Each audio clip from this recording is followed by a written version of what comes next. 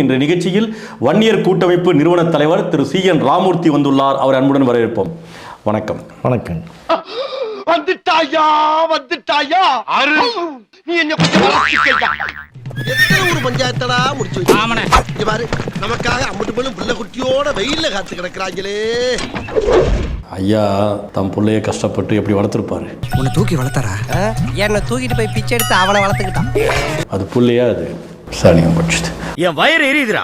ஏன் ராவா குடிச்சியா? சத்தியமா சொல்றேன், ராவா தானே குடிச்ச. பப்ளிக்கா எல்லாரும் முன்னாடி, கட்சிக்காரர் முன்னாடி அப்பா ஒரு விஷயம் சொன்னா கேட்டு அமைதியா இருக்கணும். பெத்த அப்பனை பப்ளிக்கா அசிங்கப்படுத்துறாரு. அப்பனா எனக்கு அப்ப ராமதாஸ்னா தனியால் இல்லை. அவருக்கு தெரியாத அரசியலா? அவர் தாவாத கட்சியா? அவர் வாங்காத பெட்டியா?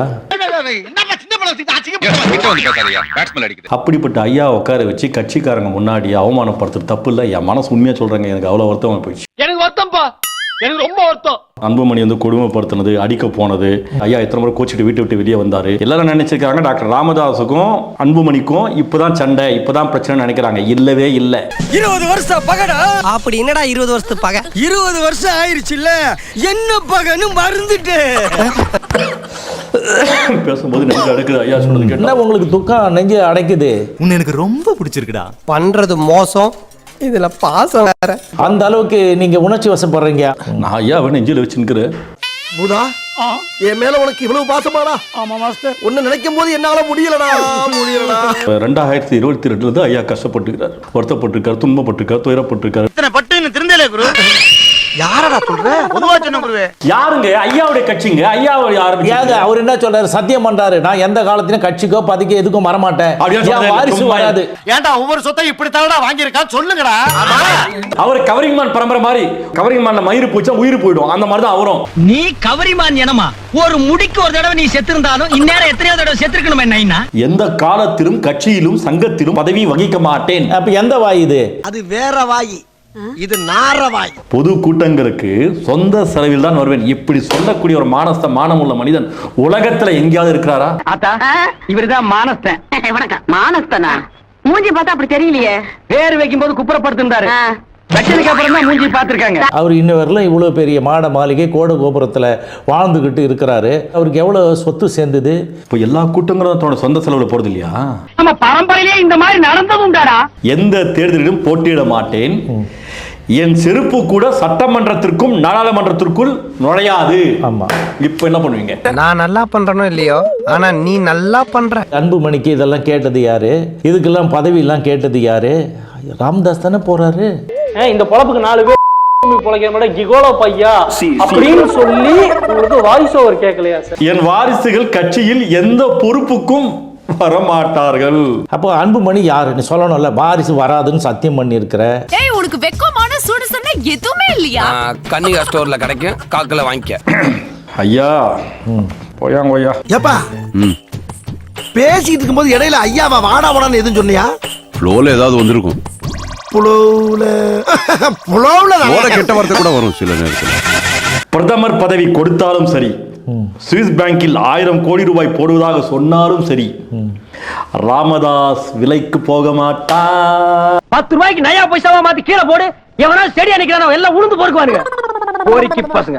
ஒவ்வொரு தேர்தலும் பச்சோந்தி வெட்கப்படுகிற அளவுக்கு மாறி மாறி கூட்டணி வைத்திருக்கிறீர்கள். இவர்கள் பெட்டி வாங்காமலா? இங்க பாருங்க, தொழிலை பத்தி பேசாதீங்க. நான் உங்க தொழிலை பத்தி பேசுறேனா? ஒரு பெரிய மனுஷனாச்சா வார்த்தை மீற மாட்டார்னு நினைச்சேன். யாரு இவனா பெரியவன்? இவன் சில்ற பையங்க. தள்ளி உட்கார்றான். பாத்தீங்களா, சில்றங்கறத கன்ஃபார்ம் பண்றான். அதெல்லாம் உண்மைதானங்க. அன்புமணி வீட்டுல வந்துட்டு ஐயாவை மிரட்டுறது, அடிக்க போனது. ஏங்க அந்த பொண்ணு இருக்குதுல்ல, அவங்க பொண்டாட்டி, அது போய் பத்திரக்காளி 2 விடல, அவங்க புருஷனை ஒழுங்கா இருக்க சொல்லிருந்தேன். யாரு? சௌமியா, அன்புமணி ஒய்ஃப். ஆமா. திட்டது, ஆமா. மிரட்டுறது. பாய் மனுஷங்களா. இவ்வளவு பெரிய மூட்டை வச்சுக்கிட்டு ஒரு ஏத்து வாருங்க. இங்க வந்துருச்சு. மூடிட்டனே, வெளியே வந்திருக்குமே. டாக்டர் ராமதாஸ், அவருடைய மனைவி பேரு சரஸ்வதி. முதல்ல நாடக காதல அரங்கேற்றி. இப்ப அவங்களுக்கு பிறந்த பிள்ளைங்க மட்டும் சொல்லுங்க, வேற எதுவும் சொல்லாதீங்க. இந்த காரி மூஞ்ச கதையெல்லாம் ஒரு காவிய கதை மாதிரி இங்க வந்து சொல்லி அங்க டைமை வேஸ்ட் பண்ணுகிற. ராமதாஸுக்கு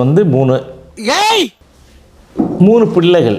அப்பாடா, நான் கூட பயந்துட்டேங்க. முதல் பிள்ளை காந்திமதி. ரெண்டாவது அன்புமணி. பெட்டி. ஐயோ, அன்புமணி. நக்கல்யா அவனுக்கு டாக்டர் ராமதாஸ் தமிழ் பண்பாடு, தமிழ் கலாச்சாரம், தமிழ் நாகரிகம் என்ற அடிப்படையில் ஒருவனுக்கு ஒருத்தியாக வாழக்கூடியவர். ஒரே மனைவி சரஸ்வதி. யாரு இவனா? அவன் யமனியே வித்துடுவான். இல்ல, அவருக்கு இன்னொரு ஃபேமிலி இருக்குது. ஏங்க சுசீலான்னு இன்னொருத்தவங்க இருக்காங்க. டேய், நான் உன்னை தெரியாம தான் கேக்குறேன். உன் கெட்ட கெட்டுக்கு 3 பொண்டாட்டியாடா? 3 பொண்டாட்டியா? கொடுத்து வச்ச மனுஷன். நமக்கெல்லாம் அப்படி அமைய மாட்டேங்குது. பொறாம அன்புமணி, சௌமியா இல்லையா? ஆமா. பசங்க 3 பொண்ணுங்க. ஆமா. வேணாடாப்பா, 3 பொண்ணுங்களே போதும். ஏன் சொல்லுங்க? ஒரு பையனை பெத்துட்டு ஐயா படுற கஷ்டம் போதாதா? ஆமா. அதான் சந்தி சிரிக்குது. ஊரே ஒண்ணு சேர்ந்து காரி துப்புதுடா. வீடியா பாட்டாளி மக்கள் கட்சி தொண்டர்கள் வந்துட்டு ஐயா பிடிச்ச முயலுக்கு 3 கால்லாம் ஆமான்னு சொல்லக்கூடியவங்க, அவ்வளோ விசுவாசமா இருக்கக்கூடியவங்க, இன்னைக்கு பச்சோந்தி மாதிரி ஐயா ஒன்று சொன்ன உடனே அன்புமணி வாழ்கன்றாங்க. அட வெக்கம் கட்டவங்களே. சுத்த முட்டா பசங்க. நாட்டாம நீங்க ஒண்ணும். அவ முட்டாளா இருந்தா தான் நீங்க பிரசிடண்டா இருக்க முடியும், இவெல்லாம் மெம்பரா இருக்க முடியும். அவ திருந்திட்டா நீங்க அட்ரஸே எல்லாம் போடுவேன். எங்க ஐயாவே அசிங்கப்படும். ஐயா அசிங்கப்படுறதுன்னா நீ எவ்வளவு பேர் அசிங்கப்படுத்தின? உப்பு தின்னவன் தண்ணி குடிச்சு ஆகணும். உப்பு தின்னவன் தண்ணி குடிக்கணும், தப்பு செஞ்சவன் தண்டனை அடையணும். क्या बोलता? அதாவது செட்டு சால்ட் आता है पानी आता है फाल्ट आता है தண்டனை आता है. அதாவது நான் உருவாக்கப்பட்ட கட்சி, என்னுடைய கட்சி. இஷ்டம் இருந்தா இரு, நான் தான் எல்லாம். இல்லைன்னா வெளியே போ, வெளியே போ, கிளம்பு வெளியே போன்னாரு அன்புமணி. பாவம், அது மூஞ்சி தூக்கிக்கணும், அப்படியே போயிடுச்சு வெளியே. வெடிச்சது பஞ்சு மட்டும் இல்ல, அந்த கிளியோட குட்டி நெஞ்சின்தான். பரிதாப நிலையில் பாமக, காணாமல் போகும் பாமக. இப்ப இந்த தொண்டர்கள்லாம் அலம் மோதிக்கிட்டு இருக்காங்க. எந்த கட்சிக்கு போவாங்கன்னு தெரியல. பாஸ், உங்களையே நம்பி இருக்காங்களே இவ்வளவு மக்கள், அவங்களுக்காக நீங்க என்ன பண்ண போறீங்க? இது வரைக்கும் உங்க 2 பேருக்கு நான் என்ன பண்ணிருக்கேன்? ஒன்னும் பண்ணல. அதேதான் அவங்களுக்கும் போய் சொல்றேன். இது கட்சியா இது? அப்ப நம்ம சண்டை போட்டு சாவலாம். அதுவும் ஓப்பனா பப்ளிக்ல. பாண்டிச்சேரியில எங்க ஒருவேளை அவரு சரக்கு சாப்பிட்டு போயிட்டு அங்க பேசிட்டாரா என்னன்னு தெரியல. தண்ணியமா தான் இருப்பான். தண்ணியாதான் அவன், தண்ணி தான் ஓடுது, உடம்புல ரத்தம் ஓடல, சாராயம் ஓடிக்கிட்டு இருக்காங்க. தெரியுமா உனக்கு? முதல்ல எல்லா தேர்தல் காலகட்டத்தில் ஐயா சொல்லுவாராம், டேய் பெட்டிமணி, டேய் என்ன கலாய்க்கிறதே உனக்கு பொழப்பா போச்சு. நான் ஷார்ப் கோச்சியாடா குட்டி பையா, நான் உன்னை கலாய்க்காம யார் கலாய்ப்பா? நம்ம வந்து பிஜேபி கூட வேணாடா. நமக்கு எப்படிங்க பிஜேபி கூட வேணான்னு சொல்ல முடியும்? 7 டன் கோல்டு இருக்குது, பாட்டியாலா கோர்ட்ல இருக்குதுங்க, படிக்கட்டு இருக்குது. இவர் சொல்லிட்டு போயிடுவாரு. அப்புறம் இவனை ஜெயில பூச்சி திகாரில் போட்டா யார் போய் பாத்துக்கிறது? அதனால தானே பிஜேபியோட கூட்டணிக்கு போனாரு. ஏயா கத்துற? நான் எவ்வளோ நீ கத்துற என்ன கோர்த்து விட்டு போயிருக்கு. அதாவது நான் இன்னும் பச்சையா சொல்லணும்னா, உலகத்திலேயே கூச்ச நாச்சமற்ற ஒரு ஆள் இருக்கிறாருன்னா ஒரு சத்தியசீலர் ராமதாஸ். இதுக்கெல்லாம் ஃபீல் பண்றதா இருந்தா நாளா எப்பவோ செத்துருக்கணும். எங்க ஐயாவை அவமானப்படுத்தியதற்காக அன்புமணிக்கு கண்டனம் தெரிவிச்சு, இனிமே வீட்டுக்குள்ள செருப்பு போட மாட்டேன், வீட்டுக்குள்ள இனிமே வீட்டுக்குள்ள ஷூ போட மாட்டேன், 6 முறை சாட்டையால வீட்டுக்கு வெளியே இருந்து அடிப்பேன். ஆமா, என்ன இது?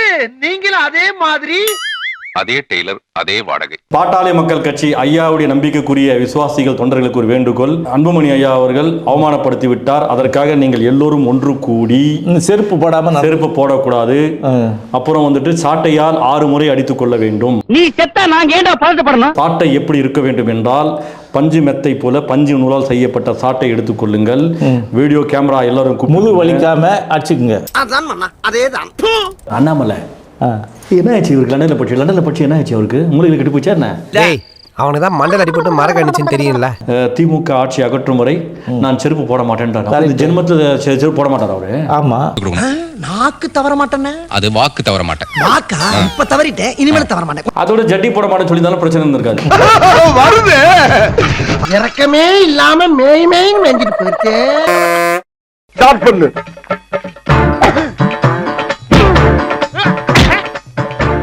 இங்கிட்டு வா.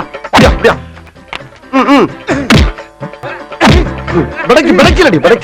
மண்டல மட்டும் அடிச்சிடாத, குலக்கத்தில் உள்ள போயிருவேன். சரியா? உங்க வீட்டு பிள்ளையா நினைச்சு எல்லாரும் என்னை மன்னிச்சிருக்க.